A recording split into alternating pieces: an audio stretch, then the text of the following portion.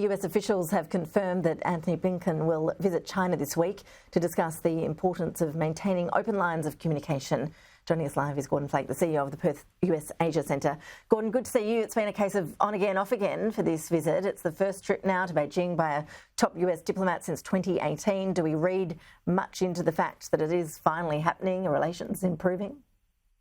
Well, importantly, you're going to read a lot about U.S. intent.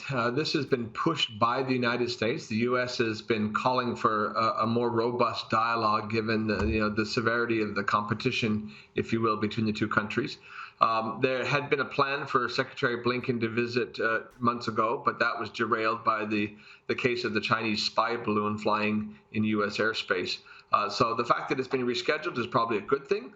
The Chinese have been at great pains this week to make it clear that this is a meeting requested by the United States and not by them. I think the United States has a little bit more latitude in this relationship than the Chinese leadership does.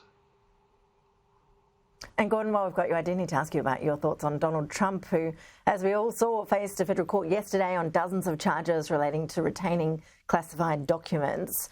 What is your take on how that rigmarole is going to impact the political landscape more broadly? I mean, it's worth pointing out he is still the leading candidate for the Republican nomination for president.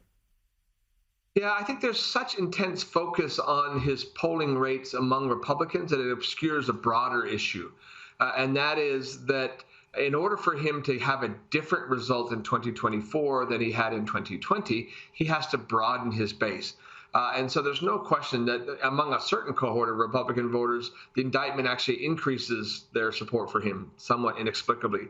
But what it doesn't do is make a kind of a broader percentage of the increasingly large percentage of politically non-aligned Americans or independent Americans, or certainly Democrats, more likely to vote for him. So I wouldn't be distracted by the intensity of his support among the Republican Party. We've known that for quite a few years now. And when we listened to that speech from Donald Trump yesterday, I mean, he declared that he's innocent, that he had every right to hold on to these classified documents from his presidency. The law suggests otherwise. We saw Donald Trump throwing a lot of accusations at other political leaders, at Joe Biden, at Hillary Clinton, about their use of classified documents. In terms of the law here, though, it's pretty black and white, isn't it? It is black and white. And what of this is just a lot of subterfuge. This is a lot of distractions, a lot of whataboutism. The truth is there were 197 documents that Donald Trump did return and for which he has not been charged. And so in the case of whether it's Mike Pence or Joe Biden or Hillary Clinton, actually was never accused of having documents. In every one of those cases, when they complied and worked together with the government, there were no charges filed. And so again, this is a bit of a distraction. The president in the specific 37 count charges against him were all on areas where he did not comply, where he refused. And again, the fact they've got him on tape saying that he recognized that they were classified, that there is a process for classification, which he has acknowledged, really puts them in some very serious legal peril.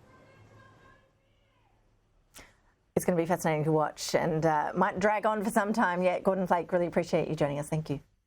Always a pleasure. Thanks.